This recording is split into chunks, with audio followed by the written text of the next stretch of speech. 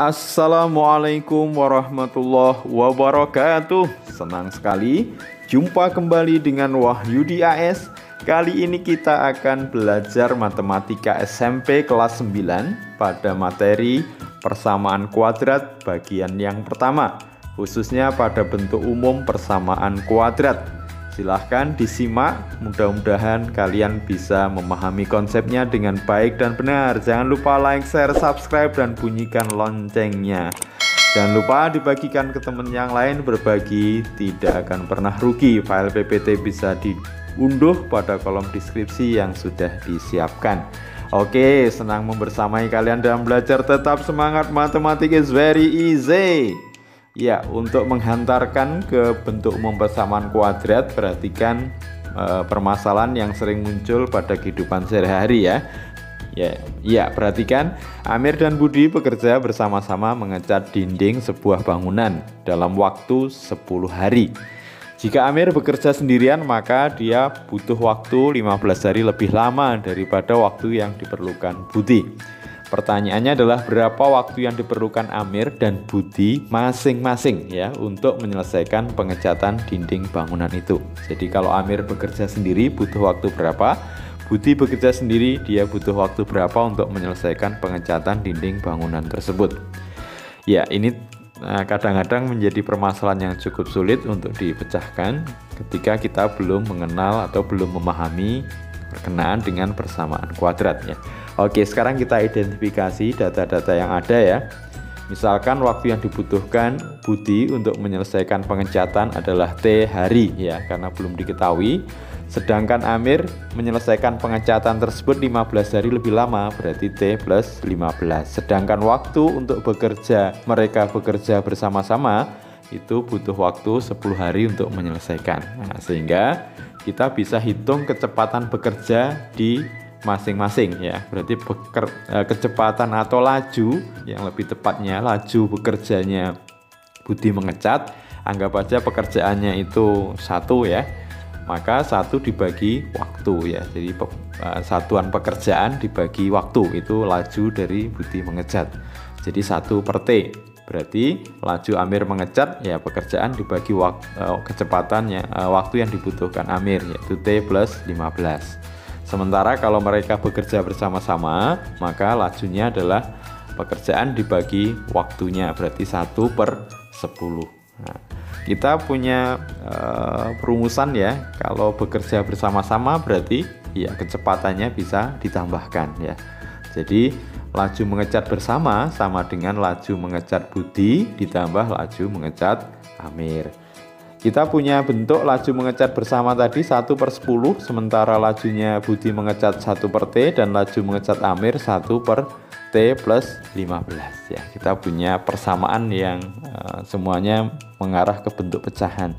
Ingat, agar tidak mengandung bentuk pecahan, maka kita bisa kalikan semua suku ini dengan ya kelipatan dari penyebut ya, dari 10 dikali T dikali T plus 15. Jadi semuanya kita kalikan dengan T kali T plus 15 kali 10, sehingga 1/10 jadinya T dikali T plus 15, 1/T dikalikan jadinya 10 kali T plus 15, dan 1 per T plus 15 jadinya 10T. Oke, sekarang kalau kita kalikan, T kuadrat plus 15T sama dengan 10T plus 150 ditambah 10T. Kita pindah semuanya ke ruas kiri, jadinya kita peroleh T kuadrat min 5T min 150 sama dengan 0. Nah, ini kita akan menemui bentuk namanya persamaan kuadrat. Oke, perhatikan ya, bentuk T kuadrat min 5T min 150 sama dengan 0. Nanti kalau ditarik ke dalam bentuk umum persamaan kuadrat, maka persamaan kuadrat secara umum dituliskan AX kuadrat plus BX plus C sama dengan 0. Jadi bentuk T kuadrat min 5T min 150 sama dengan 0 itu salah satu bentuk dari persamaan kuadrat, yang secara umum kalau ditulis AX kuadrat plus BX plus C sama dengan 0, dengan catatan A-nya tidak boleh sama dengan 0. Ya, kenapa? Kalau A-nya sama dengan 0 ya bukan persamaan kuadrat lagi, karena X kuadratnya tidak ada ya. Jadi persamaan apa? Iya, persamaan linier ya. Sementara A, B, dan C anggota bilangan real. Maka nanti A, B, dan C ini disebut dengan koefisien. Jadi A koefisiennya dari X kuadrat, B koefisiennya dari X, dan C itu konstanta itu sendiri. Oke. Nah, sekarang perhatikan bentuk-bentuk persamaan kuadrat nomor 1 sampai 4. Kita diminta untuk menentukan koefisien ABC pada persamaan kuadrat tersebut. Misalkan nomor 1, X kuadrat min 2X plus 1 sama dengan 0. Ya, berarti kalau kita identifikasi, A-nya 1, B-nya min 2, C-nya sama dengan 1. Karena A-nya tidak sama dengan 0, berarti ini memenuhi bentuk persamaan kuadrat ya. Oke, yang kedua, A-nya berarti berapa? Ya, A-nya 3, B-nya 5, C-nya min 6. Kemudian yang ketiga, kita peroleh, nah ini bentuknya dibalik ya. Oke, koefisien dari X kuadrat itu A, berarti minus 1 A-nya, B-nya 10, C-nya tidak ada, berarti C-nya sama dengan 0. Tetap memenuhi persamaan kuadrat karena A-nya tidak sama dengan 0. B dan C boleh sama dengan 0 berarti ya. Oke. Yang nomor 4 berarti A-nya 1, yang nggak ada apa? Ya, yang nggak ada B atau B-nya 0, C-nya sama dengan minus 25. Oke, mudah-mudahan kalian sudah bisa mengidentifikasi koefisien-koefisien pada persamaan kuadrat dan bisa memastikan bahwa bentuk tersebut merupakan bentuk persamaan kuadrat dengan catatan A tidak boleh sama dengan 0. Oke, sekarang tentukan manakah dari persamaan-persamaan berikut yang merupakan persamaan kuadrat dan berikan alasannya. Jadi ingat tadi bentuknya adalah AX kuadrat plus BX plus C sama dengan 0. Ya, yang pertama ini X kuadrat plus 5 sama dengan 0. Ya, memenuhi ya.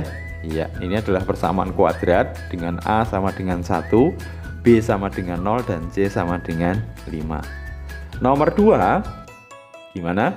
Ya, ada dua variabel ya, Y dan X. Nah, ini sudah tentu bukan persamaan kuadrat, karena di persamaan kuadrat variabelnya hanya satu. Misalkan kalau X saja, Y saja. Kemudian pangkat tertingginya 2. Oke, yang nomor 3, perhatikan. X min 2 per X plus 1 sama dengan 0. Kita masih belum bisa menentukan ini persamaan kuadrat atau tidak. Nah, langkah kita adalah agar bagaimana persamaan ini agar tidak mengandung pecahan ya. Jadi tidak mengandung penyebut berupa variabel X di 2 per X. Maka caranya kita kalikan dengan X semua suku ya. Nah, sehingga nanti X kali X kuadrat min 2 per X itu min 2 plus 1 kali X sama dengan 0. Nah, di sini terlihat bahwa bentuknya jadi X kuadrat min 2 plus X sama dengan 0. Tentu bentuk ini merupakan bentuk persamaan kuadrat dengan A sama dengan 1, B sama dengan 1, dan C sama dengan min 2. Nah, bisa dipahami ya. Jadi kalikan dulu persamaan dengan X ya. Yang nomor 4, 1 min 2X kuadrat sama dengan 0. Nah, tentu di sini kita dapati ya bentuk persamaan kuadrat ya. A-nya min 2, B-nya 0, dan C-nya sama dengan 1. Bagaimana dengan nomor 5? Karena pangkat tertingginya X pangkat 3, tentu ini bukan persamaan kuadrat. Ya, nanti disebut persamaan berderajat 3 ya. Berikutnya, X kuadrat plus Y kuadrat sama dengan 0. Karena variabelnya ada 2, jelas ini bukan persamaan kuadrat ya. Oke. Berikutnya, Y sama dengan 1 per Y. Ya, ingat tadi kalau masih ada bentuk variabel itu menjadi penyebut, maka kita upayakan untuk dia kita kalikan dengan Y semuanya ya. Jadinya Y kali Y kuadrat seper Y kali Y1, kemudian satunya kita pindah ruas kiri, jadinya Y kuadrat min 1 sama dengan 0. Nah, ternyata ini merupakan bentuk persamaan kuadrat ya, dengan A sama dengan 1, B sama dengan 0, dan C-nya sama dengan min 1 ya. Jadi kalau ada bentuk pecahan variabelnya ada di penyebut, nanti kalikan dulu agar tidak mengandung penyebut yang berupa variabel. Nomor 8, X kuadrat plus Y kuadrat plus 4X min 6Y min 15 sama dengan 0. Ya, tentu karena variabelnya lebih dari 1, ini bukan persamaan kuadrat ya. Nomor 9, 5X min 10 sama dengan 0.